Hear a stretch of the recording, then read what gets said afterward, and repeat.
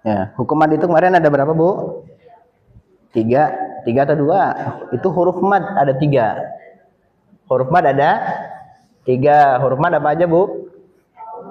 Alif, waw, ya. Ya, ada alif, ada waw, ada ya.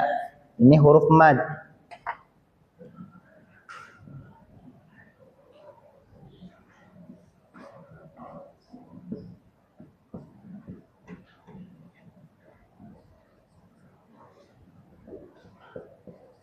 Ya, ahkamul mad. Nanti hurufnya ada tiga. Ini ahkamul mad itu ada dua. Ada mad asli. Ya.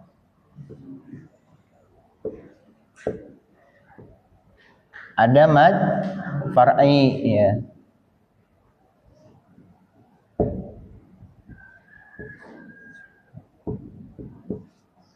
Ya. Nanti kemarin mad asli ada berapa, Bu? Mad asli ada 5. Yang pertama ada mad tabi'i.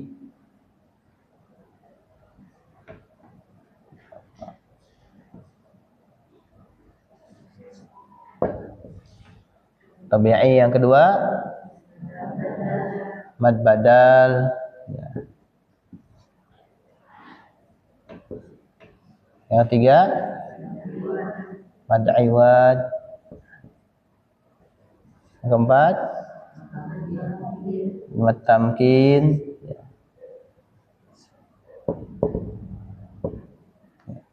Yang kelima mad silah qasirah. Ya.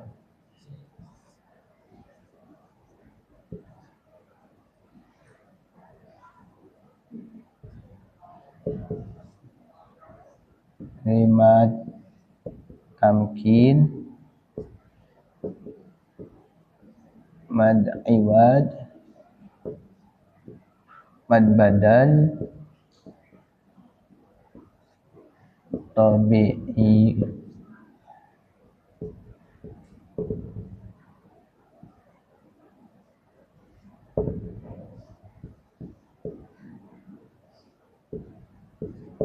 Ya.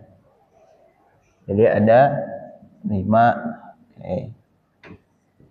Nah, ini kalau hukum mad. Nah, nanti ada lagi huruf mad di sini dulu. Hurufun mad. Ada berapa, Bu? Ada 3. Ya, huruf mad itu ada 3. 1 ada alif, 2 ada waw, yang 3 ada ya. Nah, alif nih, ini saya jelasin dulu nih ya. Alif kalau misalkan apa? Tanda sebelumnya dia fathah. Ya, tanda sebelumnya dia fathah. Kalau waw tanda sebelumnya dhammah, kalau ya tanda sebelumnya kasroh. Tanda pada huruf sebelumnya ya. Tanda pada huruf sebelumnya.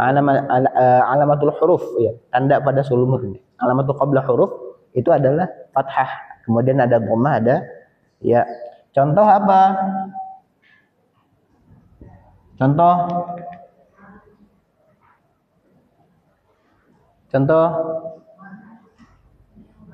apa? Nggak usah ragu-ragu, Bu. Nggak usah takut salah kalau emang benar. Ya. Apa contohnya? Contohnya apa? Iyyaka. Nah.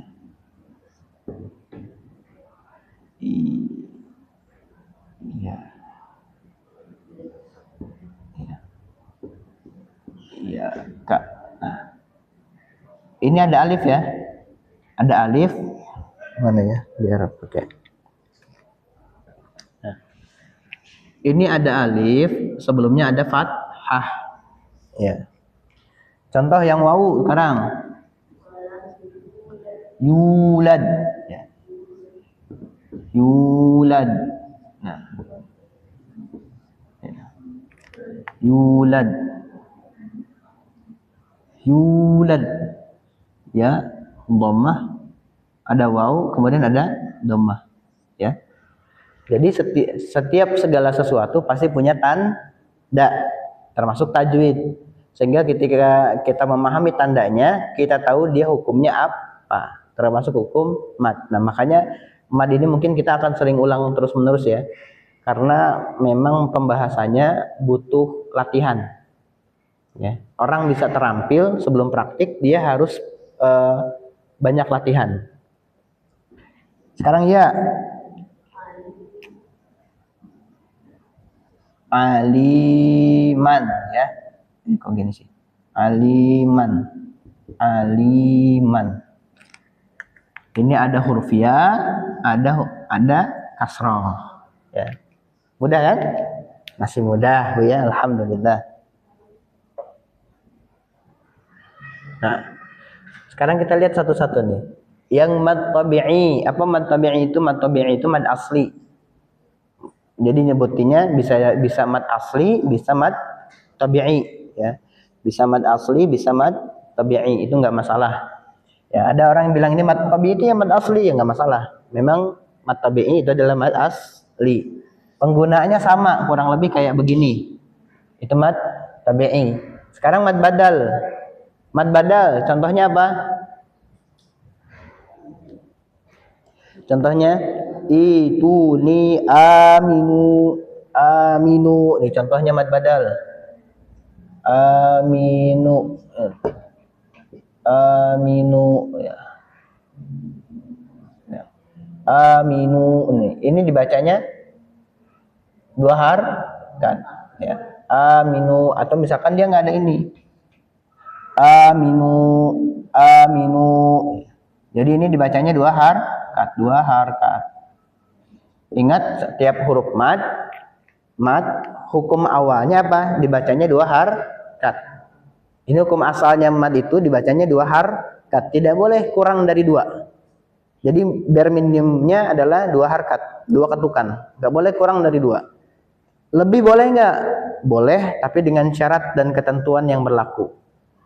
Ya, kayak kuota, syarat ketentuan berlaku. Nah, ini kalau yang masih hubungannya dengan mad asli, maka kebanyakan bacanya dua harakat. Ya, dua harakat spesifik.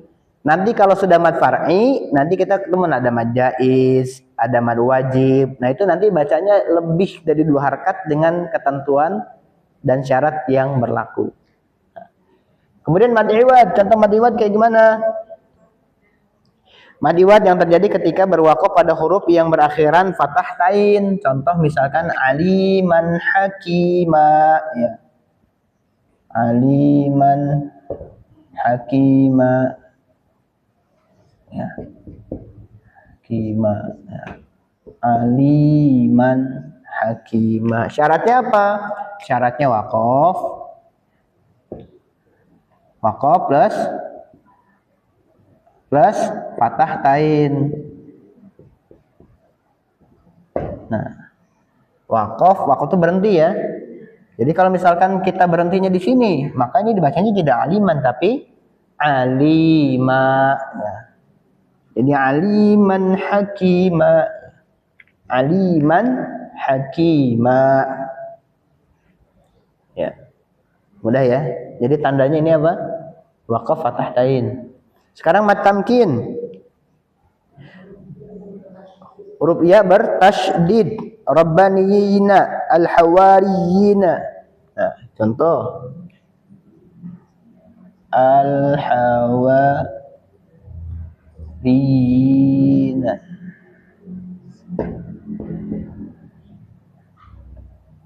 Al-hawari.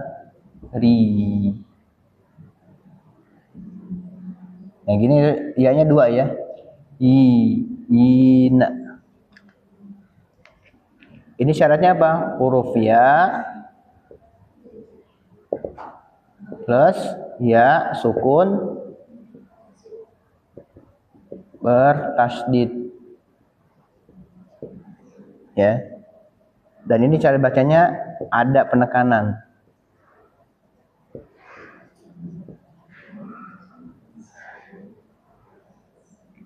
Al-hawariyina, ada penekanan. Al-hawariyina. Nah, ini ada penekanan di sini ya. Ada al-hawariyina, penekanan. Yina. Jadi tidak dibaca al-hawariyina. Seolah-olah enggak ditekan. Ini ada ditekannya. Kenapa? Karena kalau dia tasydid, pernah saya jelaskan sederhananya adalah ya-nya itu double atau hurufnya kembar. Ba tasydid berarti ba-nya ada 2 kembar. Nun tasydid berarti nunnya ada 2 kembar. Ro tasydid berarti ro-nya kembar.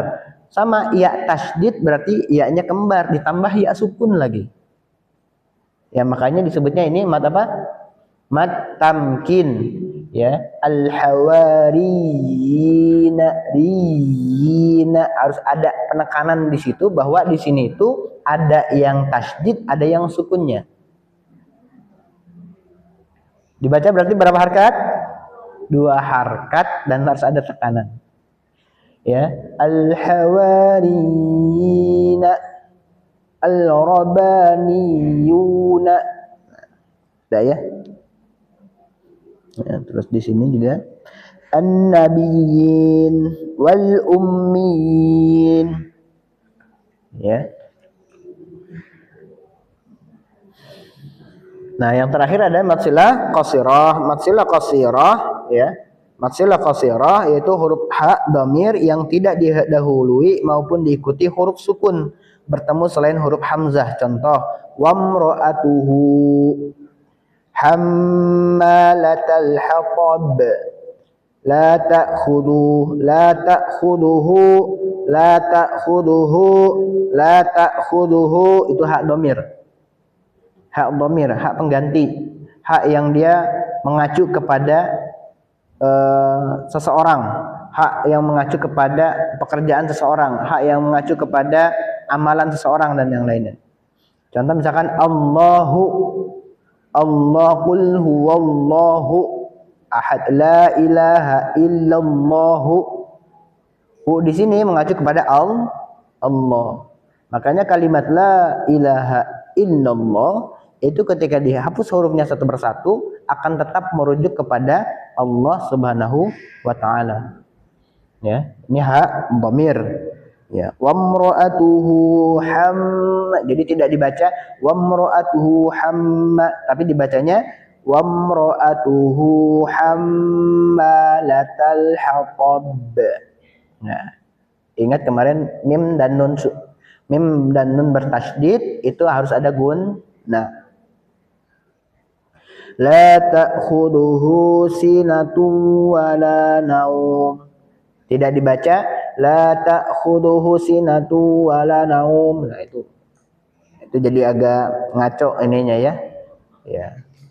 Panjang pendeknya. La ta'khuduhu sinatun wala naum. Atau mau diwakafkan la ta'khuduh, la ta'khuduh. Nah, itu wakaf. Cuma di sini dikatakan huruf ha dhamir tidak dibaca panjang jika salah satu dari huruf sebelum atau sesudah sukun huruf ha dhamir tidak dibaca panjang jika salah satu dari huruf sebelum atau sesudahnya sukun. Contoh fihi abada. Ya, sebelum hi-nya ada ya sukun. Fihi abada, maka tidak dibaca fihi abada kalau berhenti. Ya. Abada berarti contoh dari mad'iwad ya. Mad'iwad. Fihi abada fa ahya bihil ard, fa ahya bihil ard. Ya. Sesudahnya itu sukun ya. Lamnya sukun. Fa ahya bihil ard minhu akbar. Nunnya sukun, maka hanya tidak dibaca panjang. Lahul mulk. Ya, lahu al-mulku. Ya, maka hu di sini dia tidak dibaca panjang karena huruf sesudahnya disukun ka. Ini pengecualian di matilah qasirah ya. Pengecualiannya ada di surah Al-Furqan ayat 69. Ya, ini disebutnya mad mubalaghah ya. Yudha'af lahu yudhaf yudha'af lahu ya yudha'af lahul adabu yaumal qiyamati wa yakhlud fihi muhana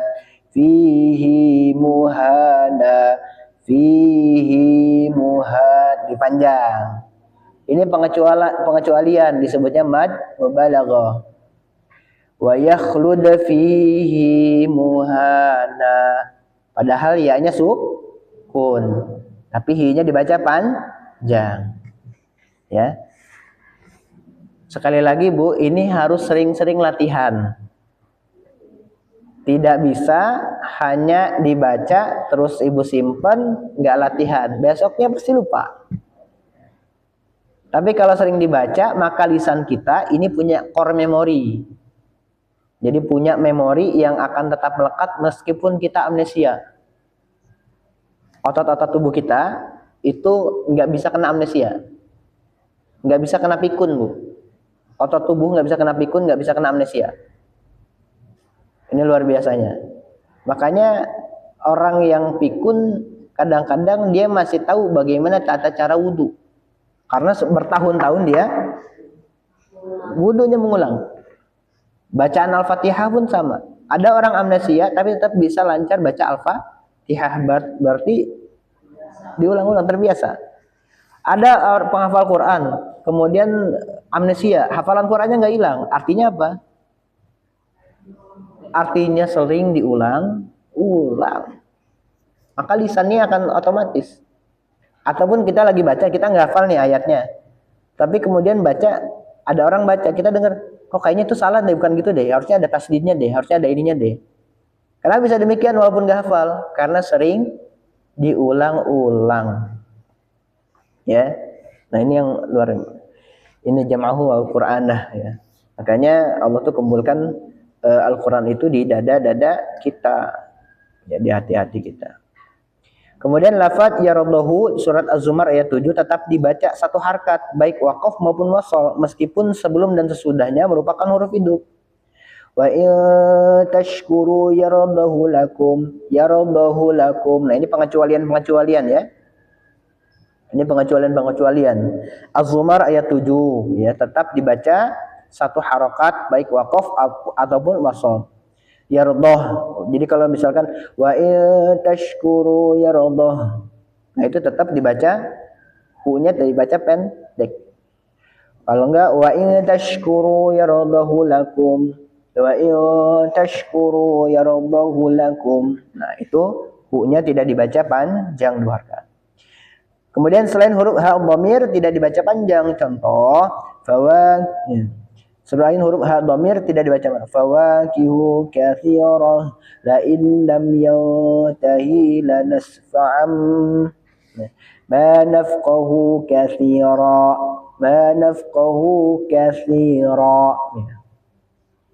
Jadi selain itu enggak dibaca katsiratun katsirah. Ya. Oke, sampai sini ada pertanyaan, Bu?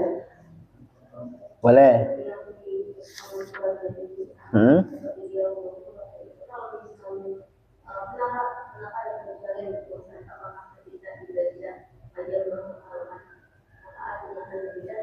Ya, kan kita tuh ada apa ya? Kita belum pelajari ilmu tajwid agar terhindar dari lahan atau kesalahan bacaan. Ada lahnul jali, ada lahnul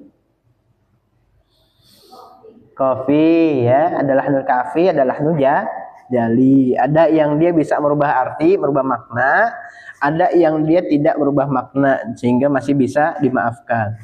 Nah, berarti ini bisa kesalahannya lahnul jali atau lahnul kafi. Lahnul jali bisa jadi ada kesalahan yang nggak boleh kalau misalkan ini berubah, dan ini nanti kaitannya dengan ilmu nahwu.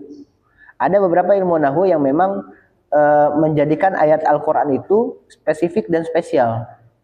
Bukan karena nahunya salah, tapi memang kitanya belum sampai ke sana. Jadi pembuat ilmu nahu, pembuat grammar bahasa Arab itu yang pertama kali adalah Abu Aswad Ad-Duali. Siapa Bu? Abu Aswad Ad-Duali. Ya, beliau punya guru siapa? Gurunya Imam Ali atau Sayyidina Ali. Nah, jadi Sayyidina Ali itu makanya dikatakan babul ilm, pintunya ilmu itu adalah di Sayyidina Ali. Ya, Madinatul ilmnya Rasulullah sallallahu alaihi wasallam. Ya, jadi itu bisa merubah makna, bisa merubah arti. Salah satu contoh lagi nih yang sering terjadi dan memang ternyata ini tuh kekhususan yang ada di Indonesia aja. Ketika bilang huruf ro, po, go, itu biasanya bibirnya ikut monyong. Po, go, ro, nah, bibirnya ikut monyong kan? Nah, ternyata kata para ahli qiraah, ya ini tidak diperkenankan dan tidak diperbolehkan. Kenapa? Tahu kenapa Bu? Karena huruf ro kalau dia kita monyongkan itu jadi kayak dhammah. Sementara salah satu karakter dhammah adalah mengumpul. Jadi bibirnya monyong. Ru, bu, gu, pu. Sehingga ketika kita bilang po-nya ini masih monyong, berarti itu ada kesalahan. Seperti menggabungkan dua tanda yang berbeda. Ada tanda fathah dengan tanda dhammah. Ro, go, po gitu kan. Kan ada yang belajar gitu ya. Tapi ini bukan kesalahan, tapi kayaknya cuma kekhasan yang ada di Indonesia, kebiasaan di Indonesia supaya lebih mudah pengucapan. Tapi kalau Ibu lihat imam-imam di Haramain, di Madinah, dimanapun gitu ya, baca Al-Fatihah, itu kan sirotol, itu kan tidak ada sirotol, kan nggak ada. Sirotol, tidak ada yang sampai monyong begitu. Coba lihat. Semuanya santai. Yang tanda fathah dibaca fathah, karena karakter fathah itu terbuka artinya. Fathah itu artinya apa Bu? Terbuka. Dhammah mengumpul, kasrah artinya tipis, kecil, ya. Makanya ada ismu tasghir. Jadi dalam nahwu itu ada namanya ismu tasghir. Ismu tasghir itu mengecilkan sesuatu yang besar. Contoh Umar itu kan besar. Umar kecilnya disebutnya Umair. Dikasih kasrah Bu. Jadi lebih tipis. Nah, makanya ini juga penting nih. Kadang-kadang ada kesalahan pada saat membaca itu. Sirotol, ini tonya sampai bergetar. Harusnya nggak boleh bergetar. Sirotol ladzina an'am. Jadi tetap tonya dibaca fathah. Kemudian ro-nya juga dibaca fathah walaupun tebal. Jadi tebal atau tipis itu ketika bisa baca tebal, fokusnya kepada tebalnya aja, bukan kepada monyongnya. Itu kata para ulama ahli qiraah yang pernah saya dapati. Nah, makanya itu bisa merubah arti, bisa ternyata. Makanya tidak diperkenankan kemudian baca Al-Qur'an dengan menggabungkan dua tanda kayak tadi, atau seolah-olah menggabungkan dua tanda, meskipun qasdunya, tujuannya tidak ke sana. Nah, inilah kenapa yang berbeda ketika kita baca Al-Qur'an dengan baca tulisan biasa. Baca bahasa Arab dengan baca tulisan biasa. Karena salah pelafalan, pengucapan bisa merubah arti. Dan kalau sudah merubah arti maksudnya lahnul jali. Kalau lahnul jali berarti haram, dilarang, mamnu'an. Ya. Forbidden, perboden, nggak boleh Bu dibaca begitu. Ya, jadi ketika baca siratal ladzina an'am, tidak dibaca siro, ya. Kan ada yang gitu, siro. Jadi mulutnya monyong, bukan tebalnya, harusnya tebalnya. Siratal ladzina an'amta 'alaihim, siratal ladzi, ya. Jadi zuyina linnasi Quran. Jadi kalau baca Quran harus dihias ya dengan irama, dengan harus ada iramanya. Jadi ibu kalaupun nggak tahu iramanya kayak gimana, pokoknya baca Quran harus ada nadanya. Pakai nada aja apa aja bu. Yang penting ada nadanya. Yang penting ada nadanya. Jangan kemudian malah nggak ada nadanya. Bismillahirrahmanirrahim. Alhamdulillahirabbil alamin. Ar-Rahmanir-Rahim. Maliki yaumiddin. Itu kan orang jadi serem ya, takut ya. Makanya dalam satu riwayat, Nabi itu kalau baca ayat-ayat yang membahagiakan, itu nadanya itu pakai nada yang membahagiakan. Baca ayat-ayat yang menakutkan, yang menyeramkan, itu nadanya juga berbeda. Nadanya menakutkan juga. Contoh yang biasa Nabi pakai itu, kata ulama Suriah, beliau sering pakai irama jiharkah, Bu. Nah, ini jiharkah, sampai ada yang nanya, Ustadz itu, sampai ada yang jawab ke saya, Ustadz anak saya itu yang Ustadz sering baca ayat berapa, itu nadanya apa? Nah, ada sampai ada yang nanya ke saya. Irama jiharkah tuh kayak gini Bu, ini contohnya ya. Bismillahirrahmanirrahim. Alhamdulillahi rabbil alamin.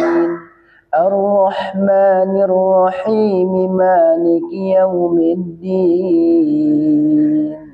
Orang yang dengarnya itu syahdu, bahagia gitu kan. Bukan merdunya Bu, bahagia, lebih ke suasananya gitu. Nah, Nabi itu menggambarkan kayak begitu, lebih ke suasananya. Tapi kalau baca ayat-ayat yang menakutkan, itu maka dirubah iramanya, suasananya dirubah jadi menakutkan juga. Contohnya misalkan pakai nada Hijaz. Bismillahirrahmanirrahim. Alhamdulillahi rabbil alamin. Ar-Rahmanir-Rahim. Maliki yaumiddin. Nah, itu kan suasananya jadi mencekam, menakutkan gitu ya. Nah, ini ayat untuk kalau dibacain ayat tentang peringatan. Makanya ini penting, kenapa? Minimal ada nadanya lah. Kalau Ustaz saya nggak tahu nada, mana ada nadanya Bu? Minimal ada nadanya lah. Ibu punya kekhasan nada gitu. Kekhasan nada. Ustaz saya buta nada. Ada nggak yang buta nada? Ada Bu. Ada yang buta nada. Teman saya ada. Adik kandung saya buta nada itu. Jadi nggak pakai nada dia. Kalau baca Quran nggak pakai nada. Nadanya tuh suka-suka dia lah gitu. Saya bilang ya udah yang penting ada nadanya. Mau nadanya kayak gimana, mau falas kayak gimana, pokoknya yang penting ada nadanya, saya bilang. Ada saya yang perempuan itu, nada nggak pakai nada dia, sampai diprotes sama anaknya yang laki-laki.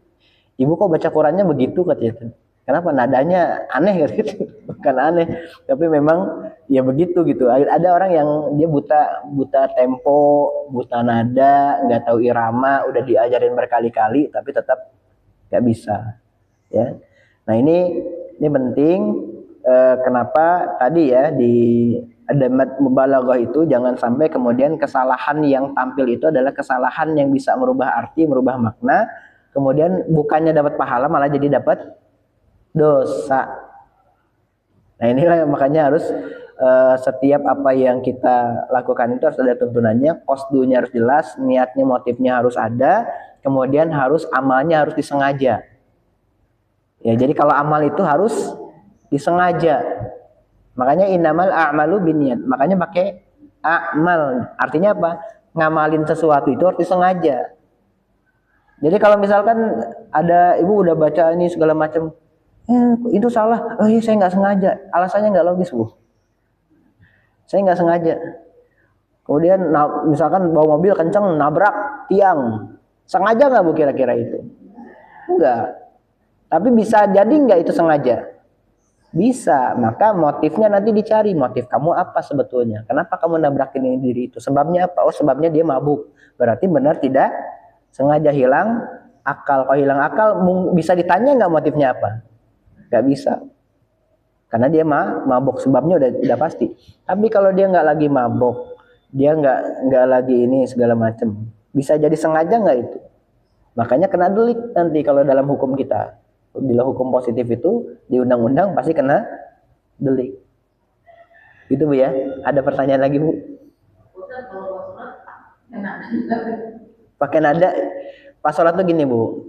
Ketika ibu sholatnya munfarid sendiri, kalau dalam mazhab Syafi'i itu harus kedengaran minimal sama ibu sendiri. Jangan tidak terdengar sama sekali. Kesalahan orang-orang adalah menganggap dibaca sir itu tidak terdengar. Dibaca sir artinya dibaca pelan, Bu. Disembunyikan dari orang-orang sehingga yang dengar cuma diri kita sendiri. Kalau bahasa Sundanya ngaharewos gitu. Ya, jadi ada ininya berbisik-berbisik. Bismillahirrahmanirrahim. Alhamdulillah. Yang minimal kedengaran sama kita sendiri. Kalau ibu bermakmum ya enggak, itu lebih nyaman lagi. Lebih nyaman lagi. Kalaupun enggak kedengaran, maka sholat kita ditanggung sama imam. Inilah makanya kenapa lebih utama sholat berjamaah. Lebih nyaman, lebih utama sholat jamaah. Karena kita tuh pakai nada enggak ya? Terserah imam. Terserah imam. Ya, tapi kita paling baca Al-Fatihah. Kita dianjurkan yang mustahab itu disunahkan, dianjurkan kata Imam Syafi'i kita membaca surat Al-Fatihah tetap di rakaat ketiga dan rakaat keempat. Berarti ada nggak yang nggak menganjurkan? Ada yang nggak menganjurkan baca Al-Fatihah di rakaat ketiga keempat pada saat kita bermakmum. Tapi kalau saya karena mazhab saya Syafi'i, saya ambilnya dari beliau, ya itu dianjurkan baca Al-Fatihah. Tetap baca Al-Fatihah karena Al-Fatihah itu dia salah satu syarat sahnya sholat. Sehingga kalau nggak dibaca, pakai nada nggak? Ya terserah ibu itu pakai nada apa enggak. Tapi paling bagus kalau pakai nada. Kalau jadi imam, kalau sendiri nggak masalah. Kalau jadi imam harus pakai nada. Makanya imam itu salah satu yang dipilih adalah yang harus suaranya merdu, kemudian paham tajwid, paham fikih dan hafal Quran. Ini yang utama dulu. Walaupun dalam saya lupa di kitab apa ya, tapi ada di kitab ini, kitab fikih ya. Apa di Fathul Bari atau gimana? Di Sulam Taufik. Maaf, di kitab Sulam Taufik yang katakan begini. Boleh nggak misalkan di situ ada anak muda hafiz Quran, bacaannya bagus, paham tajwid, kemudian di situ ada kakek-kakek tua yang istiqomah sholat, tapi bacaannya nggak terlalu bagus, tapi tajwidnya masih bisa dimaafkan, dia hafalan Qurannya nggak lebih banyak dibandingkan pemuda tadi. Mana yang harus dipilih jadi imam lebih dulu?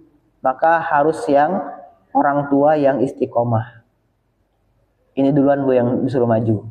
Jangan yang muda. Kenapa? Karena orang tua yang istiqomah ini, dia karena istiqomahnya itu pahalanya sudah lebih banyak, sudah bisa lebih yakin kita ikuti dibandingkan si pemuda ini. Karena yang muda, karena dia masih muda, belum tentu istiqomah Bu, sampai tua.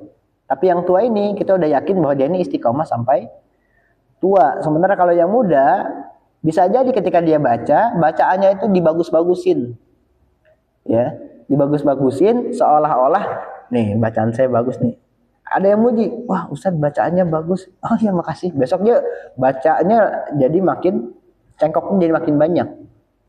Bismillahirrahmanirrahim. Tadi cuma gitu doang. Dipuji, Ustadz bagus sih bacanya besok nih. Oh ya udah. Bismillahirrahmanirrahim. Panjang loh. Karena dipuji. Qasdunya udah beda itu.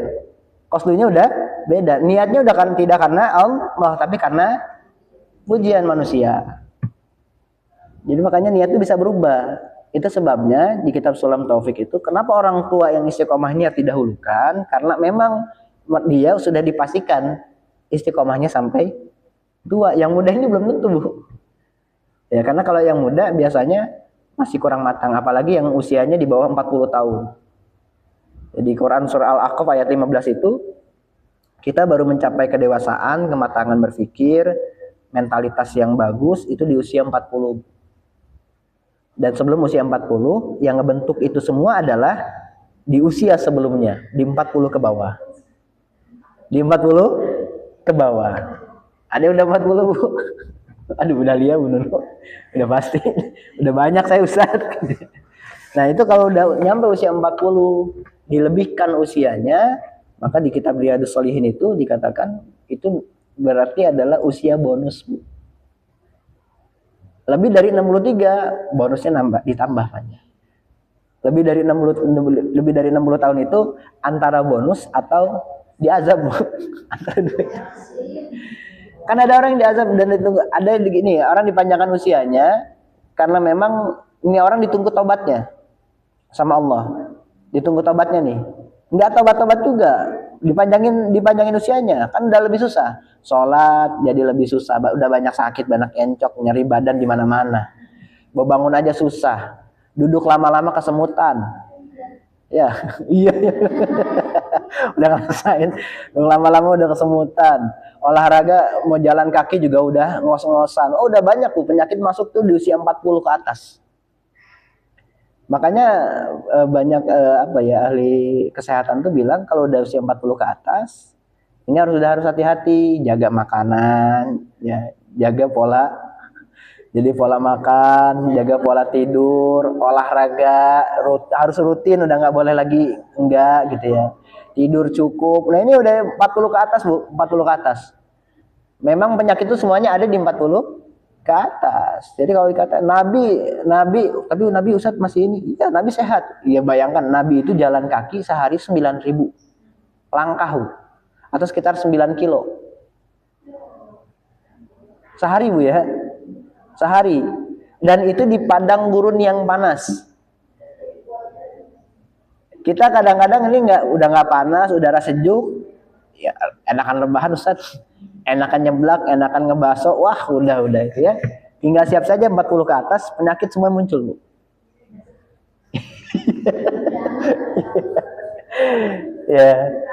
Ya, karena setiap segala sesuatu, kemarin kita bilang, setiap segala sesuatu yang terjadi pasti ada tandanya. Wallahu a'lam bishawab. Ada lagi pertanyaan, Bu? Ya.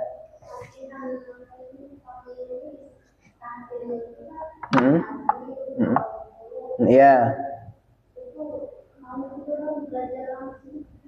Belajar. Satu hari fokus. Oh, gitu.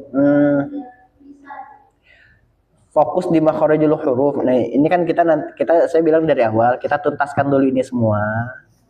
Ya, tuntas ini semua dulu, baru nanti kita ngulang tuh pelan-pelan satu-satu. Fokus. Ya. Ini kan apalagi kalau makharijul huruf ada 20 berapa huruf, Bu? 27 atau 28? 28 huruf. Ya, ada yang bilang 29 huruf hijaiyah, penyebutannya kayak gimana. Nah, itu nanti setelah kita khatam dulu ini selesai. Ini kan baru masuk bab 9. Ini ada 16 bab. Masih ada berapa bab lagi, Bu?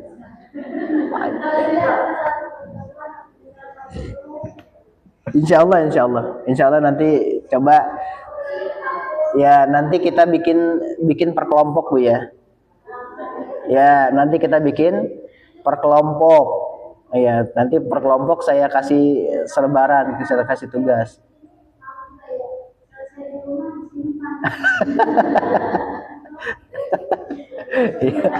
Selesai di rumah lupa ya, Bu, ya.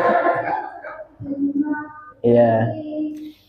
Nah, itu juga pernah ditanyain sama sahabat Nabi ke Nabi, ya Rasulullah, saya ini kenapa ya kalau dekat engkau bawaannya pengen berbuat baik terus, saya nyimak terus, engkau ini saya dengerin nyimak, begitu pulang ke rumah lupa ya Rasulullah. Itu pernah ada nanya gitu. Apa kata Rasulullah?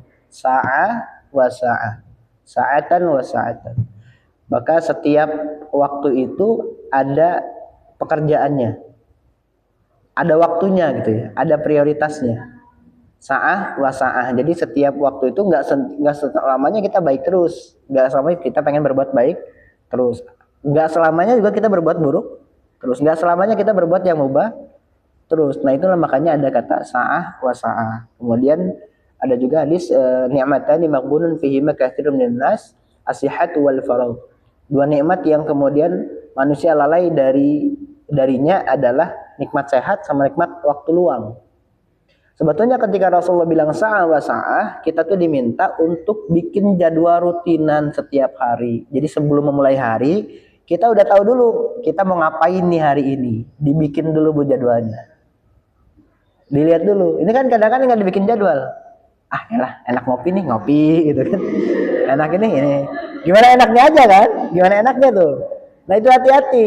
Khawatir kita jadi nikmatan di magbunun, orang-orang yang tertutup dari kenikmatan, dua kenikmatan itu, yaitu waktu luang. Jadi waktu luang dipakai buat, waktunya dipakai seenaknya. Karena terlalu luang, akhirnya waktunya dipakai seenaknya. Suka-suka dia. Padahal di awal pagi sampai dengan dari bangun pagi sampai tidur lagi, Rasulullah sudah mencontohkan kan. Ini dibaca ini kalau begini harus begini, ini harus begini. Gitu ya Bu. Jadi sebetulnya itu manusiawi. Jadi ya.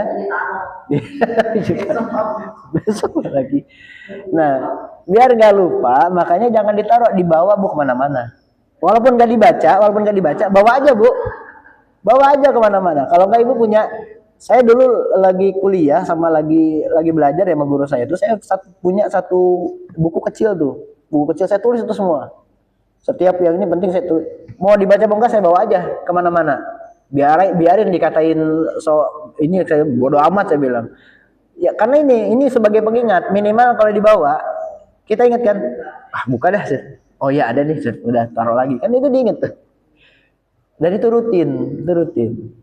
Nah inilah kenapa salah satunya juga waktu sholat juga ditentukan kan.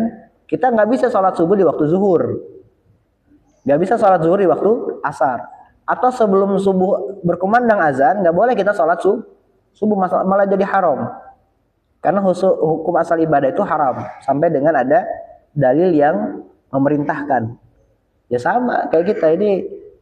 Berarti apa? Dengan adanya sholat yang dibagi per waktu kayak gitu, maka kita juga harus ada pembagian waktu. Dari sholat ke sholat kita mau ngapain. Jadi betapa menakjubkannya urusan seorang muslim, kata Rasulullah itu. Betapa menakjubkannya urusan seorang muslim. Karena apapun yang mereka lakukan itu jadi kebaikan. Kalau dia dapat musibah, dia bersabar. Kalau dia dapat nikmat, dia bersyukur. Udah cuma dua itu. Ya, ini hadis luar biasa. Hadis yang memang harus kita pahami konteksnya. Ternyata setiap yang terjadi sama kita itu adalah bagian dari ketentuannya Allah. Ibu dagang nih. Ternyata kemarin dagang laku 100 piece. Hari ini laku cuma 2. Untung atau rugi? Enggak rugi Bu sebetulnya. Rezeki ibu cuma segitu. Di hari itu. Tapi rezeki kemarin 100, hari itu cuma 2. Besok bisa jadi 1. Besok 1.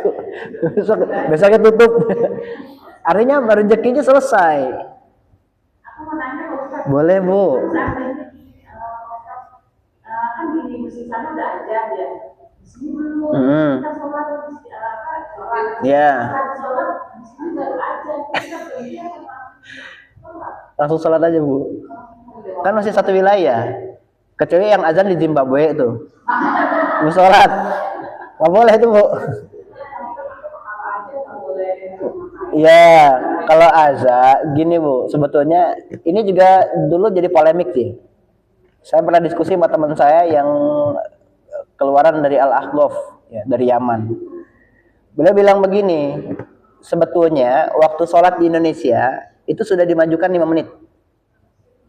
Bukan dimajukan ya, dilambatkan 5 menit dari waktu aslinya. Dilambatkan 5 menit dari waktu aslinya. Jadi begitu azan berkumandang, sebetulnya 5 menit sebelumnya itu sudah azan. Pastinya udah masuk waktu. Jadi azan di Indonesia itu 5 menit dilambatkan. Supaya apa? Tadi ada orang-orang yang aduh gimana ya, udah azan tapi di sini belum, gimana ya gitu ya. Tapi lebih baik kalau seandainya azannya tuntas dulu nih. Di sana azan udah tuntas nih, di sini baru azan. Ikutin azan sana nggak apa-apa Bu. Jadi jangan nunggu azan terakhir. Kalau misalkan di sini tiba-tiba wah nggak ada yang azan nih, nggak ada yang tiba-tiba azan gitu. Kayak kemarin sempat di sini itu kan hujan deras. Terus asar tuh nggak azan kan? Tiba-tiba ada anak-anak di sini azan jam 4 Bu. Bener nggak? Pernah nggak? Azan jam 4, saya kesini langsung. Saya bilang tuh azan itu sunnah. Azan itu sunnah. Apalagi kalau di era digital sekarang, dari HP kita udah tahu, ya udah masuk waktu nih. Ya nggak harus nunggu azan tuh pengingat waktu sholat, pengingat waktu sholat. Ya, tanda mulainya waktu sholat. Jadi, ya, kenapa? Nggak usah nunggu orang pulang sholat Jumat. Nggak usah nunggu orang pulang sholat. Belum sholat. Enggak, azan bukan. Waktu awal mula sholat itu adalah ketika azan berkumandang, bukan orang selesai sholat Jumat. Iya, ada kemarin jam 4 sini saya kesini, benar akhirnya orang baru pada datang kan jam 4. Saya bilang begini, nah ini azan tuh sunnah. Jadi kalau misalkan kalian temukan kayak begitu, nggak usah azan nggak apa-apa. Contoh misalkan saya kesini, saya kondisi udah sholat segitu. Kamu baru azannya jam 4. Nah, ini khawatir ada orang yang was-was gitu kan. Akhirnya kan yang kena juga pengurus di sini juga. Pasti kena juga saya kan. Kenapa ustadznya azan segala macam. Nah, ini harus dipahami dulu konteksnya. Dan yang kedua, anak-anak itu kalau dia usianya di bawah 7 tahun, di kitab Takrir Asadidah itu dikatakan, maka tidak diperkenankan untuk azan. Kalau di bawah belum balik atau di bawah usia 7 tahun itu nggak boleh azan, karena azannya nggak diterima, ya nggak bisa dijadikan hujah, nggak bisa valid, ini azannya itu nggak bisa valid, karena mereka itu kalau misalkan belanja aja, ini kalau ibu yang punya warung ya, ada yang punya warung nggak? Ada. Kalau yang jaga anak ibu belum balik, maka ini muamalahnya nggak sah, Bu, secara ketentuan fikih. Karena mereka tuh masih butuh ahli tasarruf, orang yang orang ahli yang sebagai wakil mereka untuk membelanjakan. Sehingga bagaimana akadnya? Akadnya bisa jadi nggak sah. Kalau akadnya nggak sah gimana tuh? Nah ini kan sepenting itu. Makanya saya dalam mengambil hukum lebih condong ke yang hati-hati, nggak sembarangan. Jadi kalau mau ditinggalin dulu, tinggalin sholat, mendingan tutup sebentar. Kalau anak kita belum balik. Atau anak kita sudah balik, nah itu boleh suruh jaga. Ya, atau anaknya udah bisa baca, 7 tahun, udah bisa baca nih. Ini nanti kalau ini harganya segini ya, nanti gini ya. Atau kamu jaga, nanti kalau ada yang beli, panggil ibu. Nah itu boleh. Tapi jangan sampai dia yang berumah malah. Atau kita mau beli, yang jaganya anak kecil. Kan sering gitu ya. Yang jaga anak kecil, tanya dulu ibunya kemana, kamu usia berapa, kok pinter ya, nggak usah langsung diinterogasi, kamu usia berapa, 7 tahun ya, boleh, jangan gitu Bu, ketakutan dia kan, jangan, tanyanya sesuai usianya, udah pinter ya, udah bisa bantuin orang tuanya jaga warung, usia berapa, udah sekolah atau belum, kan bisa gitu ya. Jadi tetap ada cara komunikasinya juga harus menyesuaikan. Jangan sampai malah jadi salah gitu ya. Itu Bu. Jadi kalau azan sebetulnya memang ini polemik juga ya. Makanya kalau ada yang ini ke saya, kenapa sih yang azan anak kecil terus? Yang azan itu yang di sini ya udah saya bilang di atas umur 7 tahun, minimal kelas 2 SD lah gitu. Udah saya bilang ke mereka, makanya nggak berani kalau yang masih kelas 1, umurnya masih 5 tahun 6 tahun azan tuh nggak berani mereka. Ya kalau ada yang kelas 2 kan, ada yang sering kelas 2 tuh, terus ada Dafa kan, Dafa tuh kelas 4 ya, kelas 5 kan udah usianya udah 10 tahun tuh udah usia diperbolehkan, jadi hujahnya masih kuat. Tapi yang lebih bagus memang bapak-bapak atau orang tua, atau dipilihkan muazin yang bagus, karena di kitab Nihayatul Zain itu muazin tuh lebih layak dibayar dibandingkan imam. Muazin lebih layak dibayar dibandingkan imam sholat. Atau khatib lah, khatib Jumat itu lebih layak muazin dibandingkan khatib Jumat. Itu aja Bu, ada lagi?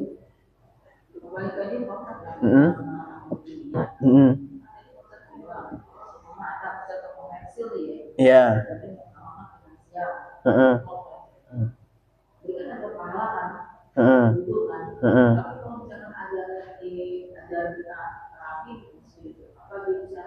Amalnya untuk ibu. Amal untuk ibu.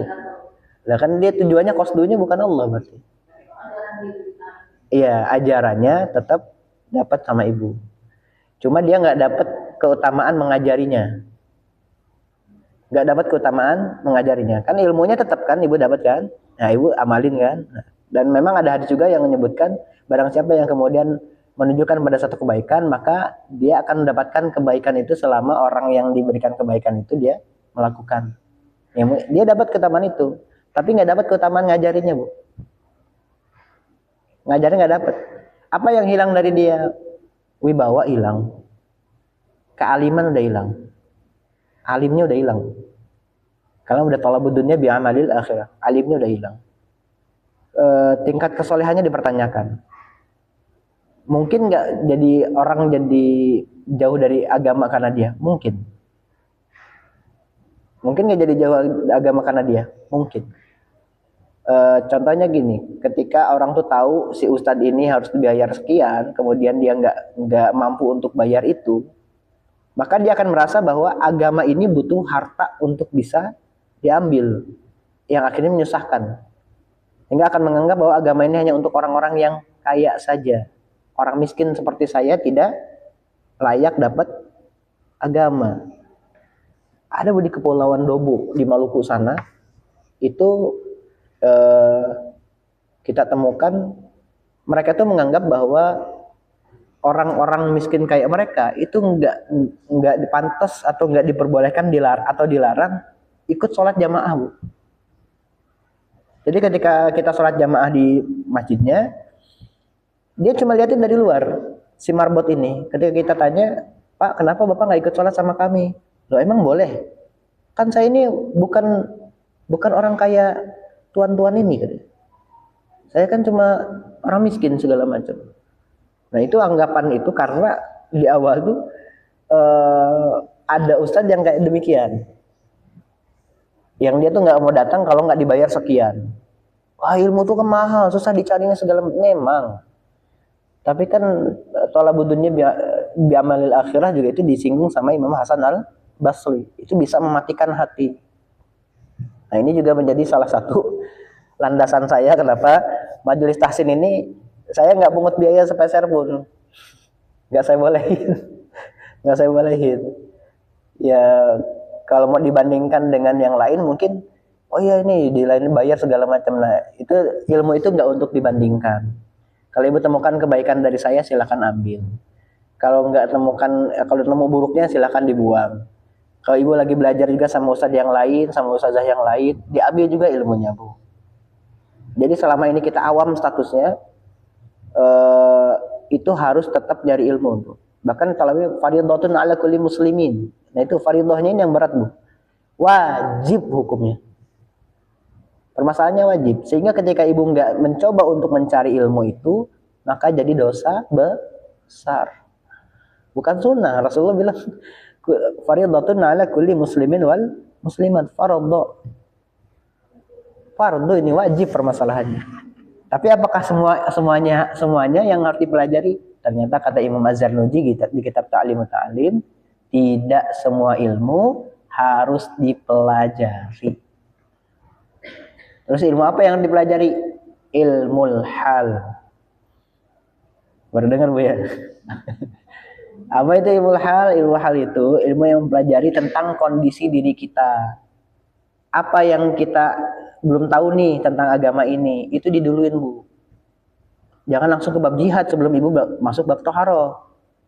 Ibu tahu nggak cara nyuciin kotoran kucing kayak gimana? Cara hukum fikih? Belum, cari tahu dulu secara hukum fikihnya. Berarti itu yang ibu butuhkan. Nah, dari situ bertahap tuh. Lebar baru. Makanya kata Imam Zarjudi, nggak bisa semuanya itu dipelajari. Makanya harus satu-satu dipelajarinya, nggak semuanya langsung ibu bisa paham.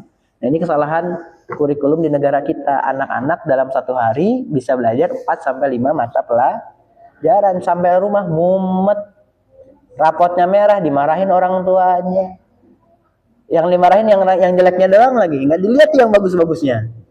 Padahal yang bagus itu mungkin ini adalah yang bisa membuka jalan dia ke ilmu-ilmu yang lain. Misalkan anak tuh jelek matematika, tapi bahasa Inggrisnya bagus, yang dilesin yang mana? Matematika kebanyakan, harusnya bahasa Inggris, Bu. Udah tahu anaknya nggak bisa matematika, dilesin. Lesnya bahasa Inggris harusnya. Nah ini salah satu kesalahan cara berpikir di negara kita. Jadi kalau anaknya, tapi anak saya biar bisa pandai matematika. Sekarang kalau 10 mata pelajarannya pandai, bingung juga nggak dia milihnya, Bu? Bingung. 10 pisau ini terasah semua. Yang dipakai berapa? Tetap satu untuk nyembelih. Nggak semua pisaunya dipakai. Maka ketika kita temukan anak kita ada satu yang dia potensi, itu Bu yang diasah. Yang lain Bu biarin aja, cuma jadi pelengkap. Bahkan kata Imam Syafi'i itu, al-ilmu ilmani, ilmu itu ada dua. Satu ada ilmu fikih, lil adiyani untuk agamanya, dan yang kedua at-tib, ilmu pengobatan, lil abdani untuk badannya. Selebihnya pelengkap doang, kata beliau. Jadi matematika pelengkap, bahasa Indonesia pelengkap, bahasa Inggris pelengkap. Itu semua pelengkap doang, kata Imam Syafi'i. Ya, dua ilmu ini yang banyak ditinggalkan. Permasalahannya adalah kalau kita nyari dokter gampang, Bu.